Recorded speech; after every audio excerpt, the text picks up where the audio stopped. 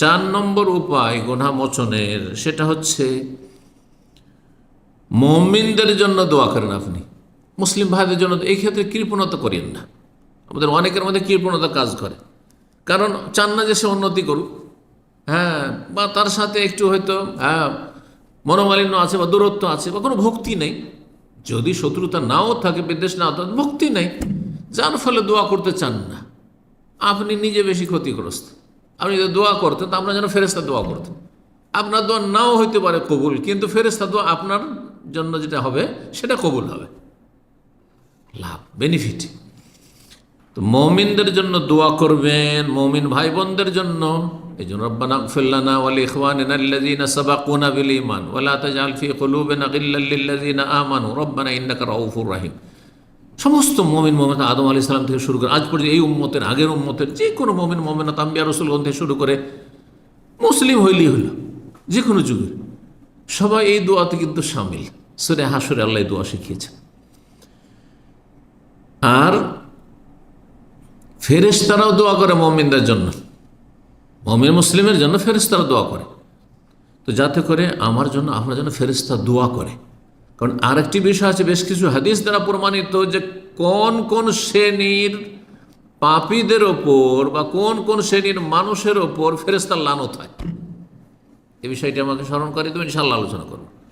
কিছু মানুষ আছে যাদের বিভিন্ন পাপের কারণে তাদেরও ফেরেশতা অভিশাপ দেয়, লানত দেয়। তো ফেরেশতার লানত থেকে বাঁচতে হবে, বরং নেক দোয়া নেওয়ার চেষ্টা করতে হবে।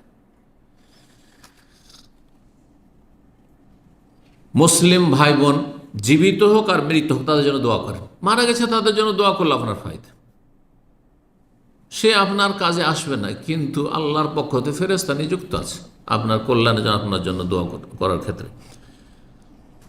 দোয়ার কথা বললাম সূরা হাশর আয়াত নম্বর 10, সেই দোয়াটি রব্বানা ইগফির লানা, আল্লাহ আমাদেরকে মাফ করে দাও, ওয়া লিইখওয়ানিনা আল্লাযীনা সাবাকুনা বিল, আর আমাদের ওই সব ভাইদেরকে মাফ করে দাও, বোনদেরকে মাফ করে দাও যারা আমাদের পূর্বে ঈমানের অবস্থায় চলে গেছে, আমাদের পূর্বে যারাই চলে গেছে।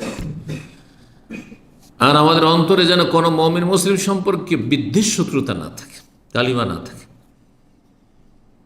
উম্মু দারদা রাদিয়াল্লাহু তাআলা আনহা, নবী সাল্লাল্লাহু আলাইহি ওয়াসাল্লাম একজন সাহাবিয়া মহিলা, তিনি বর্ণনা করছেন, আন্না রাসূলুল্লাহ কানা ইয়াকুল, রাসূলুল্লাহ সাল্লাল্লাহু আলাইহি ওয়াসাল্লাম বলতেন, এই হাদিসটি, দাওয়াতুল মারইল মুসলিমি লিআখিহি বিযাহরিল মুস্তাজাবাতুন, মুসলিম ভাই যদি আরেক মুসলিম ভাইয়ের জন্য তার চোখের অন্তরালে, আড়ালে, যদি সামনে নয়, তার সামনে অনেক সময় লোক দেখানো চামচামি দোয়া হয়, যার সাথে স্বার্থ জড়িত আছে, খুব দোয়া দিলেন, কারণ ওকে আপনি কি করতে বেলুর মতো ফোলাতে চাইছেন আপনি, বুঝছেন না, না না না, ও তো ইখলাস নেই আপনার, হইতে পারে ওর সাথে গরজ জড়িত আছে দুনিয়ার, ইখলাস নেই, ওই দোয়াতে কাজ হবে।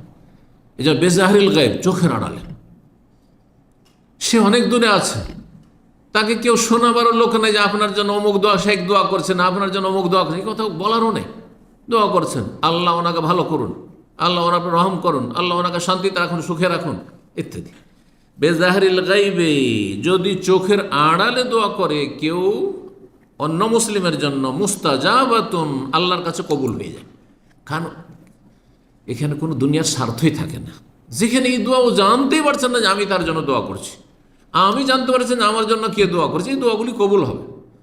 কিন্তু এসে সামনে ধরেন, শেখ আল্লাহর জন্য আপনাকে ভালোবাসি, শেখ জাযাকাল্লাহ খায়র, হতে পারে দুনিয়ার কোনো গরজ থাকতে পারে, বুঝা গেছে না? জি।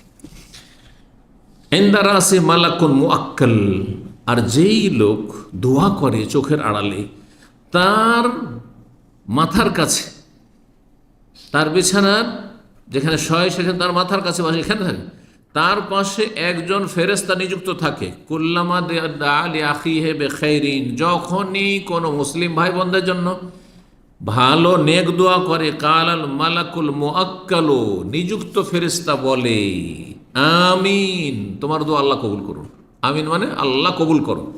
ওয়ালাকা বিমিসলিন, আর তোমাকে আল্লাহ অনুরূপ যেন দান করেন, ওই রকমই যেন তোমাকে দান করে। সহিহ মুসলিমের 4914 নম্বর হাদিস, সহিহ মুসলিমের হাদিস।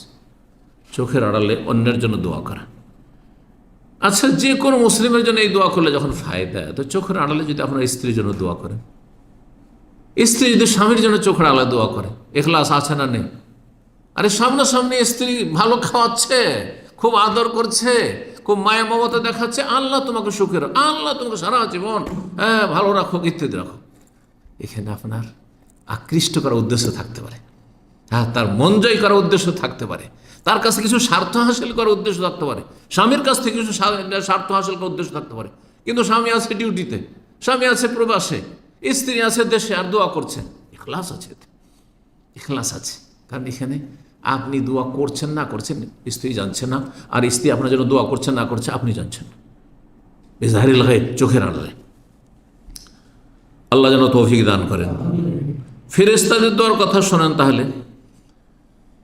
সূরা গাফির, যার অপর নাম আল মুমিন, সূরা মুমিন আয়াত নম্বর 7 আল্লাহ বলছেন, আল্লাযীনা ইয়াহমিলুল আরশা ওয়া মান হাওলাহু, যেসব ফেরেশতারা আল্লাহর আরশ বহন করে রয়েছে, তার মানে আল্লাহর নিকটবর্তী ফেরেশতা, আল্লাহর নৈকট্যপ্রাপ্ত সবচেয়ে শ্রেষ্ঠ ফেরেশতারা তারা, জিবরাইল আলাইহিস সালামের পরে।